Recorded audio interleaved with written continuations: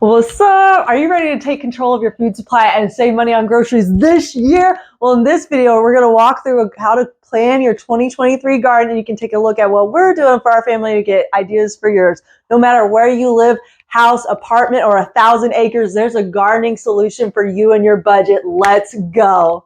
Here are the 5 steps to start planning your garden this year. The first is learn your zone. On any pack of seeds, you're going to see on the back are zones, and you're going to learn which one you are, because this is going to indicate when you plant. This is going to indicate what's going to be easiest for you to grow in your area for real. Check out the Farmer's Almanac online. They're going to have a ton of resources for you just by putting in your zip code. So you put in their zip code, it'll tell you when your expected last frost date is, which is important because so many of our plants that we enjoy, produce we buy from the store, can only handle warm temperatures. So by avoiding planting before that last frost date and having frost kill your already hard work, you're gonna find out when it is. This isn't a hard, expect the last below freezing temperature on this date. It's just a guesstimate. This is gonna help you know when to plant seedlings and when to put things in the ground. So that is step 1. Step 2 is deciding where your garden will go. We have a backyard, so that is where our garden is. But if you've got a patio, that works too. Honestly, I've been gardening for several years, kind of informally, more intentionally in the past few years. And it all started from us gardening on our patios, from using buckets and pots, and even, I don't recommend this, using used tires, stacking them up and gardening in those. The reason I don't recommend it is because whatever chemicals are in the tires are going to leach into the soil and therefore leach into your plants and they'll leach into your food. So find a solution that works for you. So now that you have in mind that area you are going to garden, pay attention to how the sun hits it. Sunlight matters so much. Some plants love the sun. Some plants don't like it as much and wither away. And so by paying attention to the site you've declared as Garden Space 2023, you will be able to see, does that get full sun? Is that considered part sun?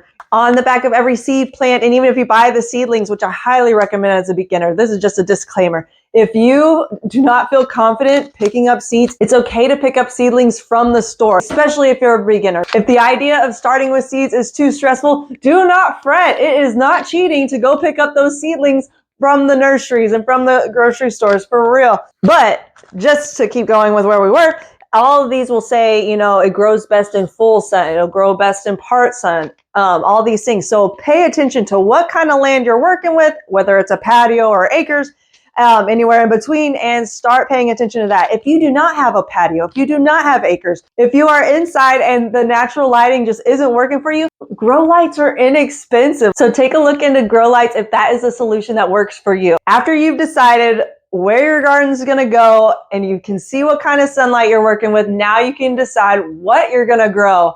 You're going to grow only the things that you're actually going to eat. You will never see eggplant in my garden. Blah, it's disgusting to me. But you're going to see tons of tomatoes, tons of peppers, all the stuff that we actually eat. It doesn't make sense to put in work for stuff you don't want. So write a produce wish list, just the things that you already enjoy, whether it's vegetables, whether it's fruits, write down your wish list. And then from that wish list, if you're a true beginner and feel kind of overwhelmed, you're like, please baby step me into gardening. This is what we're doing. Just pick 3 or 4 of your favorites and start researching how to grow those. How to grow tomatoes, how to grow all these things. Even just spending a few minutes a day researching what you're going to grow. Like for instance, if you're on the toilet, be researching how to grow the plants on your list. That way, every time you're on the toilet, you get to research and you're just diving in slowly into the idea of gardening, for real. Now that you have your wish list and you start researching how to grow those, start collecting what you need. If you are growing on a patio, you're going to need some sort of containers. I love the cloth grow bags. That is what we use when we container garden. I've also just been picking up old used tubs, those plastic tubs that say Christmas from someone else's attic. Drill holes in the bottom and then fill it with dirt or compost. Oh my gosh, seriously. What you're going to need is you're going to need a place to grow. You can use your land. You can use raised beds, you can use containers, and a lot of this stuff you can get for free. For instance, there's a big Goodwill distribution center where it's the bins, it's the last step before it goes to the landfill, and they will hand out those totes with Christmas written on it from someone else's attic. And that's what I've been using to drill holes in and grow sweet potatoes in, for real. I love raised beds. We used our garage door. It had to be replaced. And I was like, can I have those big panels you just took down that are actually mine? And we used them to make the raised beds that we work with. I love it. I also just grow in the ground. Other supplies you will need is the dirt, the growing medium. Oftentimes you can find compost in your area by just looking up your city compost. A lot of times cities will take all the bagged leaves people put out and they will use it for compost. And if your city does that, they might offer it to you for free because you're a resident. So check it out, because that is a great way to save money on compost. If not, you can buy the bag stuff, but also be working on a compost setup for yourself. What is compost, Rachel? What are you talking about? We'll go into a video deeper on that, so be sure to subscribe so you don't miss it. But it is a great way to reduce food waste while amending your soil, giving your plants what you need from your own kitchen waste. Thank you so much for joining me in this YouTube video. I hope it helps you feel empowered, like, yes, I can grow. For real, I believe in you. It's 2023 and inflation is still hitting our food hard. So the more food we have growing in America, the better and more resilient America is, for real. Like I said, go ahead and subscribe to this channel because I'm going to help walk you through the process. I love you. We got this. Let's go.